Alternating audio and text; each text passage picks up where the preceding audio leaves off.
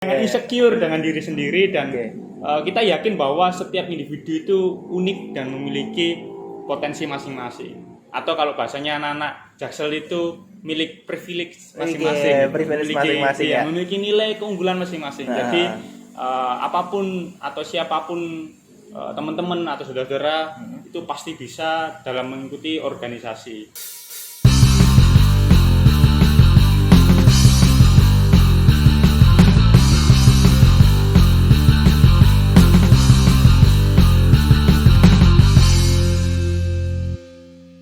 Oke, selamat siang, pagi, sore, terserah yang mau lihatnya kapan. Nah, bertemu lagi dengan saya, Angga Ruswan, dan Saya Fajar Putra Prastina Rumlawanto. ya, selamat mendengarkan. Kita akan ngobrol-ngobrol sejenak nih sama Mas Fajar, Sobat Hukum. Nah, oke, kita akan kenalan dulu nih. Mas Fajar, kira-kira apa nih? Bisa diperkenalkan sebagai apa? Oh, dikenalkan sebagai ini Fajar Putra. Mm-mm.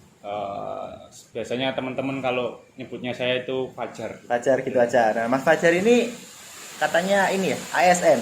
Betul. Nah, itu apa nih? Sebagai apa di ASN? Jadi kalau di ASN, jadi lebih tepatnya itu Nah. kami masih dalam tahap CPNS. Nah, oke. Itu sebagai pembimbing kemasyarakatan. Pembimbing kemasyarakatan. Jadi salah satu uh, jabatan fungsional tertentu di lingkungan Direktorat Jenderal Pemasyarakatan. Oke, berarti skupnya di mana ini Mas untuk ASN itu sendiri? Untuk di apa namanya kepemerintahan kah atau di apa gitu? Ya, jadi skupnya di pemerintahan, Heeh. lebih tepatnya di Kementerian Hukum dan HAM, Hukum dan HAM. Direktorat Jenderal Pemasyarakatan. Wih keren, keren bos. Jangan salah. Nggak apa namanya nggak kaleng-kaleng ya. Oke Mas, kita ini mau ngobrol-ngobrol terkait ini Mas. Apa namanya? Kira-kira kalau di ASN itu berorganisasi enggak sih sebenarnya? Nah itu dulunya itu gimana Mas? Kok bisa tiba-tiba masuk ke ASN itu gimana? Atau berorganisasi dulu? Atau dari apa? Kita kan dari tentang hukum memang membahas tentang hukum ya, hukum-hukum yang ada di Indonesia ini. Tapi beberapa dari orang itu menganggap kalau ASN itu berkaitan erat dengan hukum. Nah sedangkan dari hukum sendiri seperti yang video kita sebelumnya itu mereka bilang kalau anak hukum itu harus berorganisasi gitu kan Mas. Nah ini kalau ASN sendiri gimana nih? Apakah berorganisasi juga atau gimana Mas? Oke, jadi sepanjang sepengetahuan saya, menurut peraturan perundang-undangan itu seorang ASN dimungkinkan untuk turut serta atau ikut dalam organisasi. Namun ada beberapa syarat-syarat tertentu dalam aturan tersebut. Misalkannya katakanlah organisasi tersebut bukan organisasi terlarang dan mendapatkan izin terlebih dahulu seperti itu dari pimpinan. Iya, iya. Jadi ada kualifikasi tertentu. Oke. Ya. Tapi kan padat ini Mas ya tapi pastinya padat kan ya. Ya teman-teman ya. Kita tahu sendiri kan kalau di ASN ini apa namanya? Kegiatannya itu sudah dijadwalkan kan sama kedinasan. Nah, itu gimana itu bisa ngatur waktunya itu? Tapi sebelumnya ada berapa nih apa organisasi yang diikuti sama Masnya? Jadi sebelum ikut atau menjadi bagian daripada calon ASN maupun nanti di masa yang akan datang, saya dulu juga mengikuti beberapa kegiatan organisasi sejak SD, SMP, SMA, kuliah, bahkan di perguruan tinggi kedinasan, dan juga di lingkungan masyarakat. Dalam hari ini seperti Karang Taruna. Karang Taruna, Jadi bahasanya itu konsistensi ya. dalam mengikuti kegiatan organisasi. Dan organisasinya bergerak di berbagai macam bidang gitu. Baik itu internal sekolah maupun eksternal sekolah, internal kampus, eksternal kampus, ada yang di bidang sosial, ada yang di bidang pendidikan, ada di bidang ekonomi bahkan ataupun di bisnis seperti itu. Dan ketika dulu organisasi apa yang diikuti, saya khawatirnya nanti waktunya terlalu panjang ya. Kira-kira Mas. Iya, mungkin kalau waktu setiap webinar itu sekitar 26 slide lah. Oke. Jadi ada beberapa organisasi yang paling apa ya, yang paling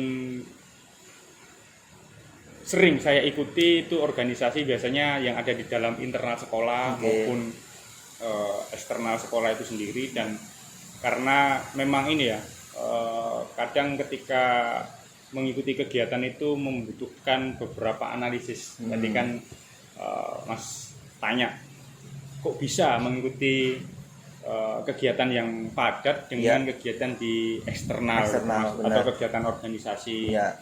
Ya pasti kita melakukan analisis terlebih dahulu. Seperti katakanlah, seperti apa sih prioritas kita? Gitu. Apakah prioritas tersebut berbenturan dengan yang istilahnya yang bukan menjadi tanggung jawab utama?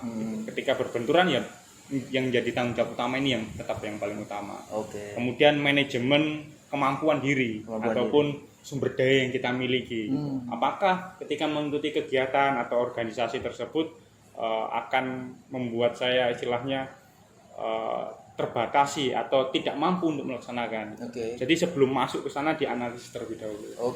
Kemudian juga menganalisis seperti apa sih potensi yang kita miliki dan potensi masalah yang akan terjadi di masa yang akan datang. Katakanlah seperti ini. Kalau mau mengikuti kegiatan yang harinya itu berbenturan dengan tanggung jawab utama, katakanlah waktu itu pendidikan, ya pasti organisasi tersebut tidak akan saya ikuti gitu. Karena pasti akan terjadi benturan dan yang menjadi tanggung jawab utama akan terbengkalai. Benar. Kemudian yang pasti adalah kemampuan kepemimpinan. Kemampuan kepemimpinan ini kan seni bagaimana cara kita baik itu mengelola diri sendiri dan lingkungan kita atau organisasi tersebut. Gitu sih, Mas. Oke. Berarti kalau misalkan nih ya kepingin berorganisasi, orang yang ingin masuk organisasi itu harus punya kemampuan gitu Mas ya, maksudnya ya. Betul. Kalau misalkan saya nih ya, saya nggak terlalu baik nih di akademisi, kira-kira bisa nggak sih masuk ke organisasi kayak begitu? Sangat bisa. Jadi setiap orang memiliki kesempatan dan potensi yang sama atau bahkan memiliki keistimewaan masing-masing. Gitu. Dengan kata lain, setiap individu itu unik. Benar. Jadi kita tidak dapat membatasi atau jangan insecure lah kalau bahasanya anak-anak jaksel mentality.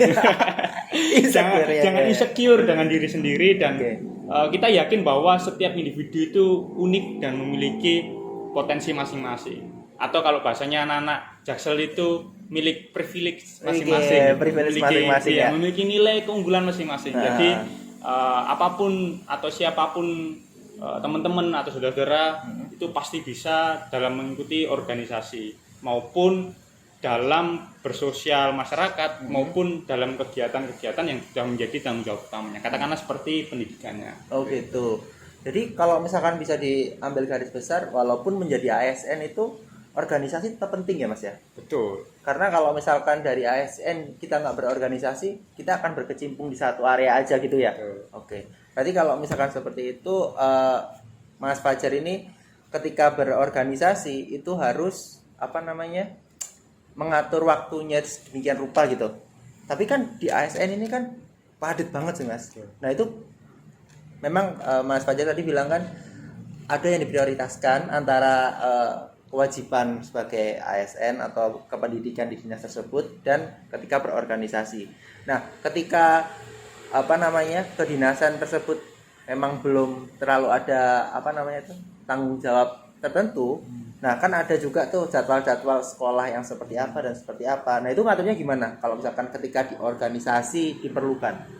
Dapat nggak maksud saya Mas? Paham. Jadi sebelum menjawab pertanyaan Mas tadi, esensi utama atau sumber daya paling besar sebelum kita mengikuti organisasi maupun kita mengabdikan diri lah, entah itu kepada negara, masyarakat maupun organisasi secara spesifik, itu harus berdasarkan what is your love, gitu. Apa yang menjadi cintamu, apakah kamu mencintai organisasi itu atau kamu mencintai lingkungan kerjamu seperti itu. Karena kalau kita tidak mencintai sesuatu hal tersebut, maka yang menjadi batu sandungan atau yang menjadi halangan permasalahan itu selalu ada. Pasti ada. Iya, pasti ada. Apapun alasannya pasti ada. But kalau kita mencintai sesuatu tersebut, maka selalu ada jalan. Pasti ada jalannya. Iya, makanya itu di podcast ini Sobat Hukum saya juga menekankan dalam setiap mengikuti baik itu organisasi maupun pengabdian dimanapun kita harus mencari apa yang kita cintai dan what is your passion, apa yang menjadi passionnya teman-teman Sobat Hukum, apa yang menjadi passion kita gitu. Katakanlah seperti ketika terjadi apa ya istilahnya ada kegiatan yang padat, tapi juga tanggung jawab organisasi dibutuhkan. Pasti ada waktu-waktu istilahnya jeda untuk istirahat, maupun cuti, maupun libur gitu. Nah, ketika kita tidak mencintai organisasi tersebut atau kita tidak mencintai apa yang sudah menjadi tanggung jawab utama kita, maka tanggung jawab yang ada di organisasi ini akan terbengkalai. Oh iya gitu. benar-benar. Karena apa? Pasti akan mungkin kalau bahasanya anak-anak Jaksel mentality me time gitu. Tapi betul, tapi lupa dengan apa yang menjadi tanggung jawabnya dia di organisasi tersebut. Oh iya ngerti paham. Jadi tadi kan saya sudah jelaskan apa yang menjadi bagaimana caranya untuk membagi waktunya pasti analisis. Menentukan prioritas, mana yang penting, mana yang genting, mana yang urgent sama yang tidak urgent. Ini kan masalah dampak dan masalah waktunya. Dan kemudian yang menjadi dasar itu semua adalah harus kita cintai gitu. Kalau kita tidak mencintai sesuatu hal tersebut, pasti kita akan selalu ada aja alasan untuk meninggalkan atau alasan yang menjadi masalah dalam kita melaksanakan sesuatu hal tersebut. Tapi kalau kita mencintai, alasan-alasan tersebut malah justru menjadi kesempatan bagi kita untuk menjawab tantangan-tantangan itu. Oh iya benar Mas. Itu mau mantap. Jos. Nah, ini apa namanya? Kita sudah ngobrol panjang karena organisasi tersebut itu ternyata sebegitu pentingnya, baik Anda di teman-teman hukum, baik di organisasi ASN, sekolah dan segala macam. Tapi ada satu nih Mas yang saya kadang-kadang tuh bikin sobat hukum tuh bingung ya. Terkadang tuh ada yang begini, aku ingin ikut organisasi tapi cuman buat batu loncatan. Nah, kan ada kan yang kayak begitu ya. Jadi kira-kira gimana tanggapan Mas ketika ada orang yang masuk tapi tidak total hanya untuk batu loncatan seperti apa namanya seperti biar dapat koneksi dan segala macam kan ada kan Mas ya kayak gitu. Nah kayak gitu tuh gimana? Baik, jadi gini Mas, saya tidak bisa melakukan stigmatisasi atau melakukan justifikasi bahwasanya orang yang berpandangan seperti itu adalah hal yang buruk dan hal yang baik. Dengan kata lain, setiap orang memiliki tujuannya masing-masing, atau kalau kami biasanya di organisasi kadang orang memiliki oportunitas masing-masing. Dan yang paling terpenting adalah ketika dia turut serta dalam organisasi tersebut, dia tetap mendharma baktikan dirinya atau memberikan pengabdiannya, memberikan pelayanannya kepada organisasi maupun bagian daripada organisasi, melaksanakan, mewujudkan tujuan-tujuan daripada organisasi tersebut. Tapi kalau saya pribadi ketika ada pandangan seperti itu, saya beranggapan itu adalah bonus. Mantap. Not my final goals. Bukan menjadi tujuan utama, tujuan terakhir daripada saya mengikuti organisasi. Tapi itu adalah suatu bonus. Karena cepat atau lambat, dipungkiri atau tidak, ketika mendapatkan koneksi, jaringan, maupun privilege lain yang ada dalam organisasi, itu sudah otomatis. Apalagi kalau kita ikhlas. Ya benar, ya kan? Itu pasti akan datang di kemudian hari. Jadi kalau ada hal yang seperti itu, is no problem. Asalkan dia tidak menjadi, mohon maaf ini, masalah di dalam organisasi itu atau membuat masalah.